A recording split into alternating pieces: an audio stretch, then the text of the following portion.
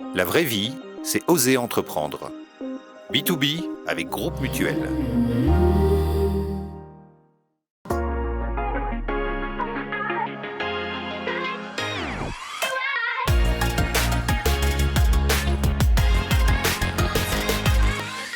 Bonjour à toutes et à tous, bienvenue dans B2B. Bonjour Frédéric. Bonjour Vincent.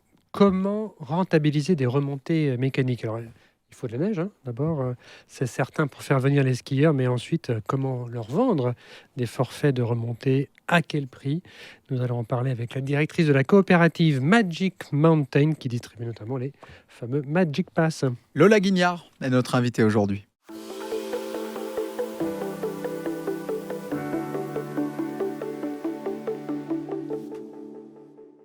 Bonjour Lola Guignard. Bonjour, Merci d'être avec nous aujourd'hui.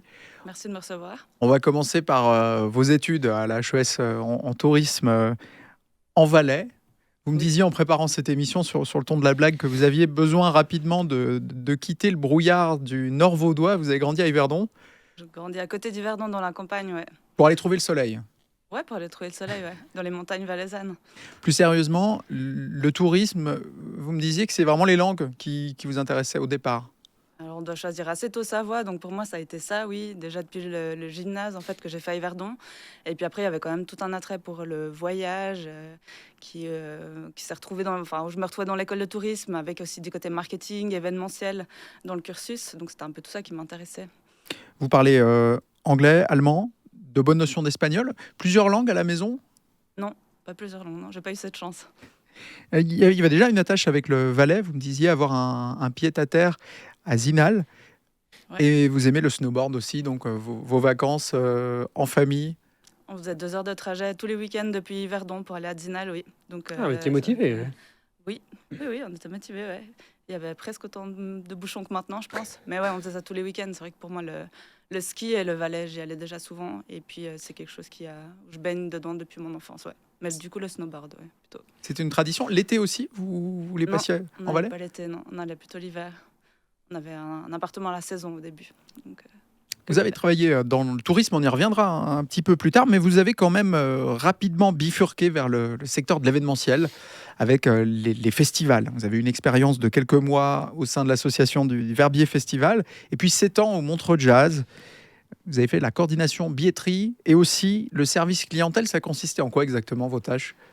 C'était assez divers et varié, mais oui, je m'occupais de la billetterie, donc tout ce qui était mettre en vente les tickets, le pricing, s'assurer que les partenaires ils aient leur contingent de billets et que toutes les conditions de billetterie soient réunies. Après, il y avait toute la partie aussi service client, où j'étais garante du niveau de service qu'on souhaitait offrir à tous les festivaliers. Et puis, je chapeautais aussi différents secteurs.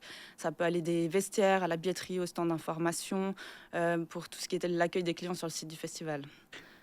Comment est-ce qu'on rentre dans un festival? Il y avait une offre d'emploi, ça se fait par le bouche à oreille? Comment ça s'est fait? J'ai commencé par un stage au Caprice Festival après l'école de tourisme. Ça, c'était quelques mois, j'ai fait 6 mois. J'ai commencé en billetterie. Et puis après, je suis retournée quand j'ai été au Verbier Festival pendant 1 année. Et puis tout d'un coup, il y a eu une offre d'emploi pour le Montreux Jazz. Et je crois que c'était un peu mon rêve à cette époque-là d'intégrer le Montreux Jazz. Et j'ai eu la chance d'être choisie. Donc, Quelles étaient les qualités qu'il fallait développer au Montreux Jazz pour que ça se passe bien, pour y rester 7 ans? en tout cas, dans mon secteur, il y a un côté très chiffré aussi, puisqu'il fallait faire du travail sur le pricing, calculer la rentabilité des salles de concert.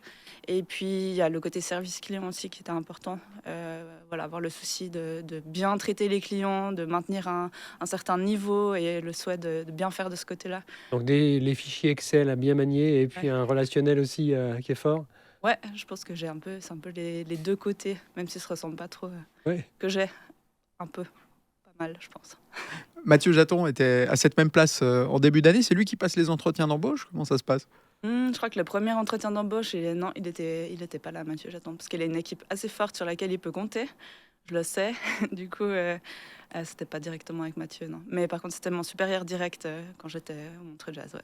Vous évoquiez un souvenir marquant au téléphone en préparant cette émission, la gestion d'un concert en particulier, celui d'Elton John. C'était dans le cadre de sa tournée d'adieu en 2019 qui s'est finalement déroulée au stade de la Sosa, Ouais. à la place de 2 soirées à l'auditorium Stravinsky. C'était pour des raisons techniques du show, hein, c'est bien ça? Officiellement, oui, je crois que c'était ça, oui. Oui, donc en fait, on avait un vendredi soir et un samedi soir à l'auditorium Stravinsky. C'est une capacité de moins de 5000 personnes. On est autour des 4007 pour l'auditorium Stravinsky. Et la production rentrait pas dans la taille de la salle. Et je crois qu'il avait aussi plutôt envie de faire qu'une seule date. Donc on a dû improviser un La stade. production rentrait pas dans la salle, ça veut dire quoi? Ça veut dire que, en gros, tout ce qui est la salle de Stravinsky, elle a une certaine scène en fait sur laquelle on peut faire rentrer certaines productions. Et puis celle d'Elton John était trop grosse en fait pour rentrer. Donc pas assez de musiciens, pas assez de place pour les musiciens, pas assez de place pour les Des fois, c'est les monte-charges en fait qui sont juste trop petits pour le bâtiment. Donc c'est à l'intérieur, pour on le peut pas décor monter. C'est du ça. spectacle. Ouais, la production en général. Et du coup, on est parti sur un stade en plein air avec 15 000 personnes à une seule date, à la place de 2 soirs à l'auditorium Stravinsky. Du coup, c'était assez sport comme expérience où il a fallu déjà annoncer à tout le monde, déplacer les gens sur une autre date en extérieur et ne pas rembourser tous les billets, maintenir la même lignée pour tout le monde, déplacer les partenaires aussi, les VIP, leur dire qu'on allait faire un petit trajet dans les vignes en bus à la place qui monte à l'auditorium Stravinsky.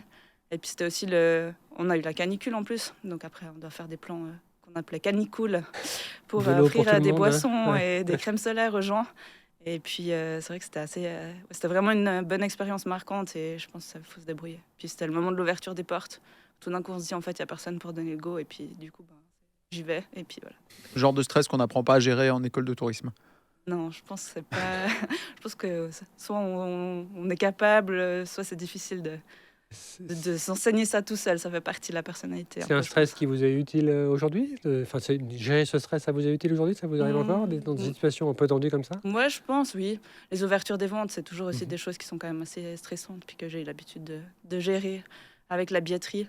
Même si celle de Magic Pass, ça part un peu plus tranquillement. Donc, ouais, c'est toujours utile, je pense.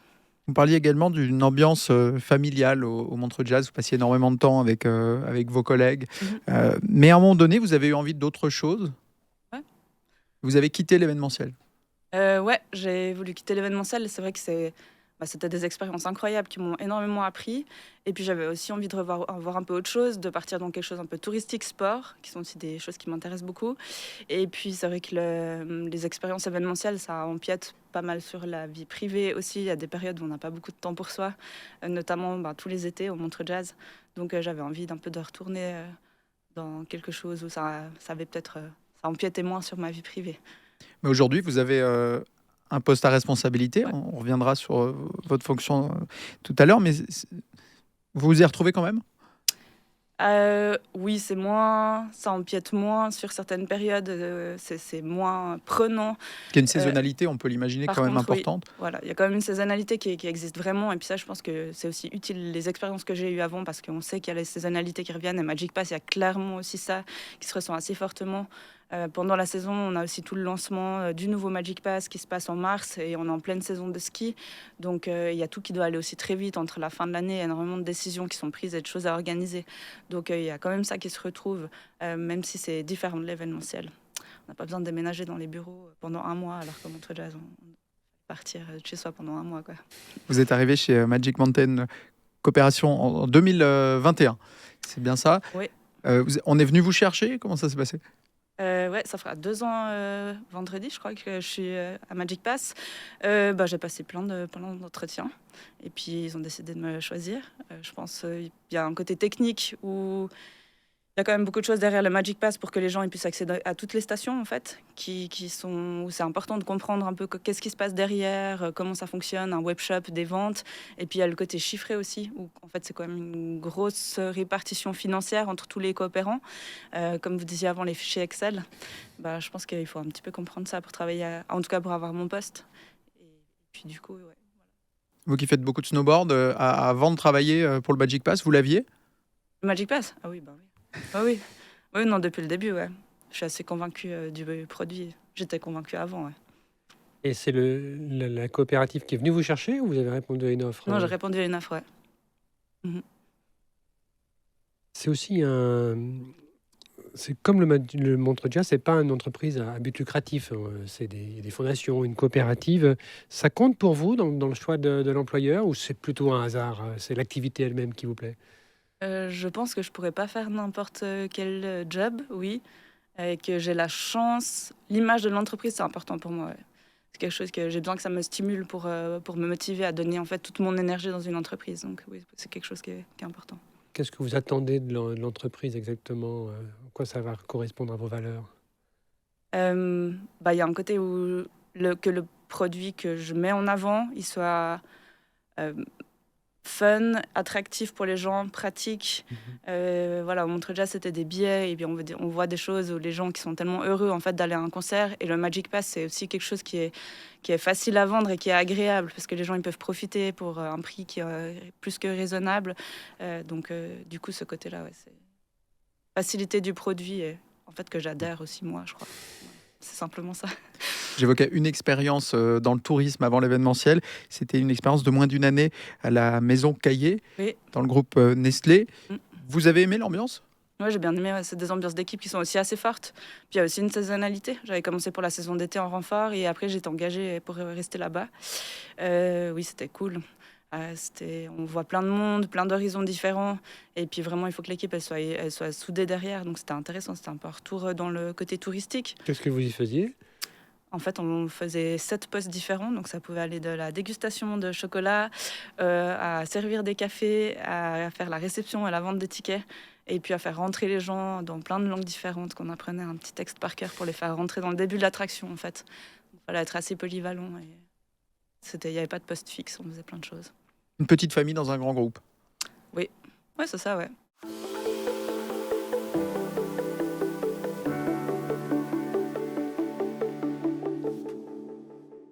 Lola Guignard, la Magic Mountain Corporation, c'est donc elle a vraiment un but non lucratif, lancé en 2017. Vous l'avez déjà évoqué, c'est donc vendre des forfaits pour skier dans 6 cantons, plutôt des petites stations, aussi en France. Il y a également une offre festival qui a été créée un peu après.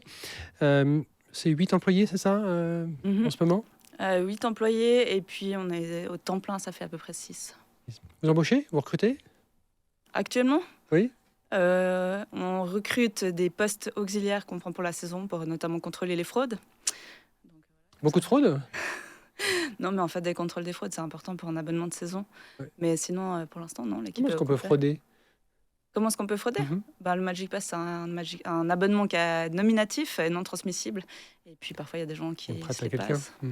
Exactement. Et justement, comment ça se passe cet hiver 2023-24? Est-ce que vous savez déjà combien de passes ont été vendues? Je rappelle que si le chiffre est juste, 165 000 passes ont été vendues l'an dernier, c'est juste? C'est juste, oui. Donc pour la saison qui s'est terminée le 30 avril, on a vendu 165 000 Magic Pass à peu près. Cette année, on va arriver un peu au-dessus de 180 000. Ah, vous savez déjà? Ouais. On sait déjà parce qu'on fait plus du 85% de nos ventes, on le fait entre mars et avril au lancement, parce que c'est le prix de base en fait qui attire le plus de clients. Et puis Celui à 399, c'est ça? C'est ça, ouais. Pour les adultes. Et c'est fini ça, hein, pour les adultes. Ça, c'est fini, oui. Il a été épuisé, donc en combien de temps? Alors, il n'est pas épuisé, c'est qu'on fait une première tranche de prix qui dure à peu près 1 mois. Donc, c'est pas une question de nombre de Magic Pass, c'est une question de tranche de prix en fonction des périodes de la saison, en fait. Donc là, voilà, on va finir sur un peu plus de 180 000. Le début de la saison commence plutôt assez bien pour les stations qui sont déjà ouvertes avec un enneigement qui est plutôt correct. On espère qu'il fera froid et qu'il y aura de la neige jusqu'à Noël pour que toutes les stations puissent ouvrir. Comment se fait la redistribution des recettes sans être trop technique dans on n'a pas un fichier Excel sous les yeux, mais entre les stations qui participent à la coopérative? Donc, vu qu'on a une coopérative, c'est vrai qu'il y a la totalité des revenus, moins la commission que Magic Pass prend, qui est redistribuée en fait. Il y a 2 répartitions. La première répartition, vu qu'on remplace l'abonnement de saison qui est existant avant dans les stations, on leur garantit, avec divers calculs en fait, et historiques, ce qu'ils vendaient avant d'abonnement de saison. Et puis après ça, on passe dans une deuxième répartition. Quand ils ont atteint le nombre de journées skieurs qui était en gros inclus dans cette garantie et le chiffre d'affaires, on passe dans une deuxième répartition où c'est le prix de la journée de un jour adulte hiver qui est pondéré par le nombre de journées que les stations vont faire. Et du coup, ça fait une deuxième répartition qui est reversée aux stations aussi. C'est une répartition qui n'avait pas convenu finalement à Crans-Montana, qui avait décidé de se retirer du Magic Pass. D'autres stations risquent de le faire, l'ont fait, ou bien vous êtes confiant sur le nombre de participants? Je suis pas sûre que c'est la technique qui leur convenait pas. Je pense que c'était aussi des événements qui se passaient dans le village qui ont fait ça. C'est sûr que c'est les seuls pour l'instant qui ont quitté. Et puis je pense pas que. En tout cas, j'ai l'impression que pour l'instant ça se passe plutôt bien. Je vais faire en sorte que ça se passe bien, mais je crois pas que c'est prévu qu'il y en ait d'autres qui quittent, non. Ça serait faux de dire que vous avez une fonction de diplomate presque dans le dialogue Non, avec c'est les juste. différentes stations. Non, je pense que c'est aussi mon rôle. Je dois être à l'écoute, écouter les différentes, en fait, des deux côtés, autant du conseil d'administration qui lead l'entreprise que du côté des stations. Je fais un travail où je retransmets ce qui doit être transmis et je mets en place et j'essaye d'améliorer tous les processus. C'est vrai que c'est une entreprise qui est assez jeune aussi, hein, Magic Pass. Donc il y a beaucoup de choses qui sont construites au fur et à mesure et ça a grandi assez vite. Du coup, ça nécessite maintenant, mon poste, il était nouveau quand il a été créé.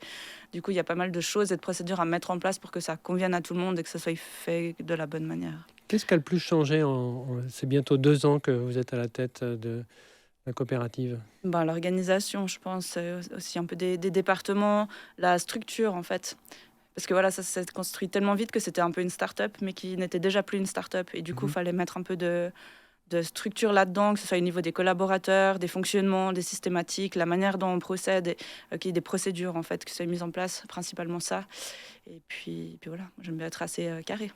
Du coup. La commission que vous prélevez, elle couvre tous vos frais. Là, on peut parler de bénéfices parce que c'est pas une société à but lucratif, mais vous couvrez tous vos frais? Oui, on couvre tous nos frais avec la commission.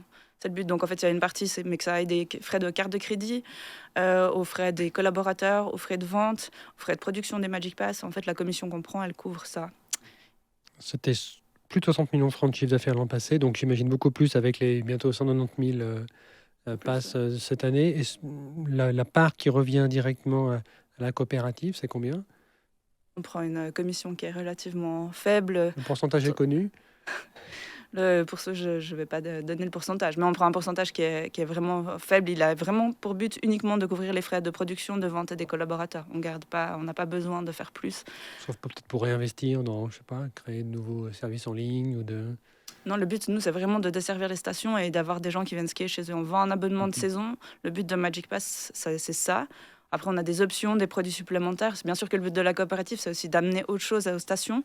Ça leur permet de faire tous partie d'un groupe, de mettre en place que ce soit des choses de mobilité, des autres choses en place grâce à en fait, la puissance qu'on a, la coopérative et le poids qu'on représente quand même dans les sociétés de remontée mécanique et maintenant le milieu. Et qu'on travaille tous ensemble pour faire des choses. Mais voilà, c'est vraiment ça le but. Il n'y a pas d'autres utilisations. Sortir du Valais, fédérer d'autres acteurs dans d'autres secteurs, ça pourrait être imaginable un jour, la marque étant forte. Sortir du Valais ou des remontées mécaniques? La remontée mécanique. aller dans d'autres services, utiliser cette marque et fédérer d'autres communautés. Non, je pense pour l'instant, nous, voilà, on continue aussi notre croissance. On n'en est que à la 7e saison. On commence la 7e saison de ski. Le but, pour l'instant, c'est pas de partir sur autre chose. Bien sûr, après, il y a le but vraiment de Magic Pass, c'est de ramener les gens vers la montagne. Donc, bien sûr qu'on peut travailler sur d'autres choses, des activités estivales ou des choses comme ça, où on se dit on peut développer des options, des services supplémentaires pour nos clients. Par contre, pour nous, ça servira toujours les sociétés de remontée mécanique parce que c'est à la base pour ça que ça a été créé, en fait, vraiment. On va revenir à l'été dans un instant, mais les années Covid avaient profité aux petites stations. La dynamique reste la même cette année? Je pense que Magic Pass profite toujours aux petites stations et aux grandes stations en fait. Et puis les années Covid, que ça ait profité aux petites stations, oui, ça n'a pas changé. C'est en fonction de leur journée et des entrées qu'elles font. Pour nous, les petites stations, elles ont beaucoup d'importance parce qu'elles ramènent aussi de la clientèle locale et du ski de proximité. On a besoin de ça dans l'offre de Magic Pass. On se dirigera pas vers uniquement des grandes stations. C'est pas notre but. C'est vraiment de garder un équilibre en fait entre tout ça. Et est-ce qu'on pourrait imaginer un jour une collaboration avec des très grands domaines, le Verbier, ces 4 vallées ou les Portes du Soleil? Ça, c'est quelque chose que vous pourriez envisager? Je pense qu'on peut envisager des choses. Par contre, l'idée, c'est aussi quand même qu'on a tous des créneaux de clientèle différents et des buts différents. Il y a des grandes stations, enfin voilà, Verbier, il y aura peut-être plus de clientèle étrangère. Magic Pass, nous, on fait pratiquement tout en Suisse, hein, c'est quasiment que des clients indigènes. Et puis, on a des différences dans la clientèle. Des fois, il y a des stations de proximité, c'est plutôt les jeunes qui sont formatrices de nouveaux skieurs. Et du coup, la volonté, c'est pas qu'il y ait que un produit pour tout. C'est bien de garder en fait une diversité, je pense, pour répondre à tous les besoins des clients. Parlez-nous de l'été, parce que vous l'avez brièvement évoqué, mais Visiblement, ça fonctionne aussi assez bien le Magic Pass pendant la saison estivale. 355 500 journées en 2022, c'était plus 20%. En 2023, ça s'est passé comment? On a fini à plus de 400 000 utilisations des Magic Pass en été. Du coup, c'est toujours des résultats qui sont en hausse. On voit que ça n'a pas diminué en fait après le Covid. Et puis l'attraction pour la montagne, elle est toujours plus forte. Ce qui est pour nous une bonne chose. C'est clair que je pense que c'est bien qu'on fasse partie aussi de cette transition vers du tourisme 4 saisons. On a des stations qui sont vraiment ouvertes maintenant tous les jours de l'année ou aussi dans les périodes, que ce soit entre saisons comme octobre ou mai. Donc on voit qu'il y a aussi 60%, plus de 60% de nos détenteurs qui utilisent leur Magic Pass au moins une fois en été. Généralement, ils utilisent à peu près en moyenne ces 2 utilisations par été. Donc ça fonctionne bien. D'accord, donc je voulais, ça répond en partie à ma question, mais j'essaie de comparer les chiffres, les 185 000 donc, passes vendues pour l'hiver et ramener ça à 400 000 journées sur l'été. Donc, c'est ça, si vous nous dites que 1 sur 2 à peu près utilise au moins une fois l'été. Ouais, plus de 60% d'utilisation estivale par rapport aux gens qui ont acheté le Magic Pass avant la fin de la saison estivale. On continue de le vendre après. Parce qu'il y a une incitation voilà, pour le faire. Et vous pensez que ça peut monter jusqu'à combien? Parce que là, donc, on est passé de 350 000 à 400 000. Vous pensez 2024, ça peut faire encore plus fort les utilisations estivales. L'été, oui. Oui, je pense que ce sera toujours... pour moi, on va de plus en plus aller vers une transition. Et on voit aussi qu'il y a les stations qui bougent un peu plus là-dessus, puis qui ont une volonté en fait d'organiser plus d'activités sur la saison estivale ou de passer vraiment sur du 4 saisons. Donc, je pense que ça va continuer à se renforcer parce que l'offre va continuer à grandir, à mon avis. Donc ça, Magic Pass, c'est aussi quelque chose que vous encouragez. Alors il faut bien choisir les prix, le pricing, comme vous dites, pour l'été, mais vous encouragez vraiment les stations à développer leur offre l'été, parce que pour vous, ça voudrait dire aussi Magic Pass, l'activité grandit. Vous allez finir par recruter du monde. Mais oui, bien sûr, nous, on veut... je pense que c'est bien, on soutient les remontées mécaniques là-dedans. Après, Magic Pass ne prend pas de décision à leur place. On est une coopérative qui vend un abonnement de saison. Du coup, notre rôle, même si au final, on aide à cette transition, c'est pas de prendre des décisions à la place des stations, mais c'est on vous voit que ça encourage. Vous leur suggérez, ou vous leur dites, telle station fait ceci, vous pourriez faire pareil ou... Non, je pense pas. Non, nous, on n'est pas là pour ça. Par contre, on leur donne des moyens et de communiquer, mais que ce soit au niveau marketing, aussi sur leurs activités estivales, grâce à nos newsletters. On a 120 000 abonnés sur la newsletter Magic Pass. On est entièrement axé sur les activités qu'il y a dans les stations partenaires. Notre but, c'est vraiment uniquement de faire la promotion de ce qu'elles font, de leurs ouvertures, leurs activités. Via notre programme de fidélité, on fait aussi de la promotion de tous les acteurs locaux. Et puis, c'est ça notre but, sans qu'on décide pour elles. Et presque tous vos membres offrent la possibilité d'emprunter leurs installations l'été, à l'exception d'une ou 2 stations, je crois. Alors non, on n'a pas toutes les stations qui sont ouvertes. Donc en hiver, cette année par exemple, on a 69 destinations hivernales et on en a 31 estivales. Donc en fait, on n'a même pas la moitié des stations qui sont ouvertes en été. Après, il y a aussi des problématiques de téléski où c'est un peu compliqué. Et sur celles qui sont ouvertes, le 99% est accessible dans l'offre Magic Pass. Il y a juste une exception pour Glacier 3000 pour des raisons aussi techniques ou historiques. Sinon, le 100% des destinations qui sont ouvertes, elles sont accessibles aussi en été.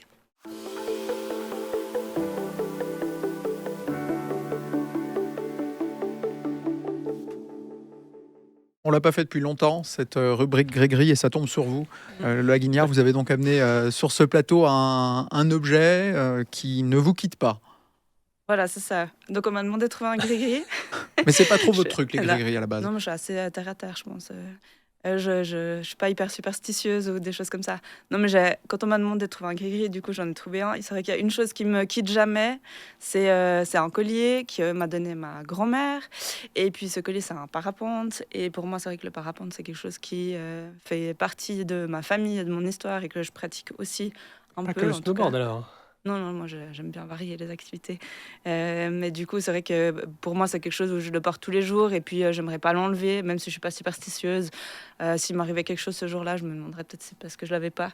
Donc voilà, c'est vrai que pour moi, c'est une histoire de famille aussi, le parapente, et je baigne un peu dedans pas mal. C'est une activité que je trouve aussi assez cool, en lien avec la montagne, notamment l'utilisation de Magic Pass aussi. Et un vol qui vous a marqué en parapente dans votre vie ? Ouais, oui.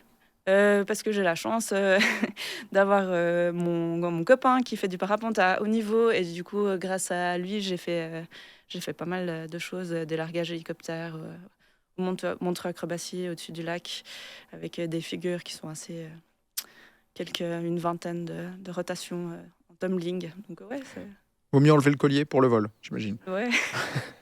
Non, je le garde, sinon ça me portera malchance. Du coup, non. Merci beaucoup Lola Guignard d'être passé aujourd'hui sur le plateau Merci de à vous de B2B. m'avoir reçu. Merci Frédéric. Merci Vincent. Rendez-vous la semaine prochaine pour de nouvelles rencontres. À bientôt.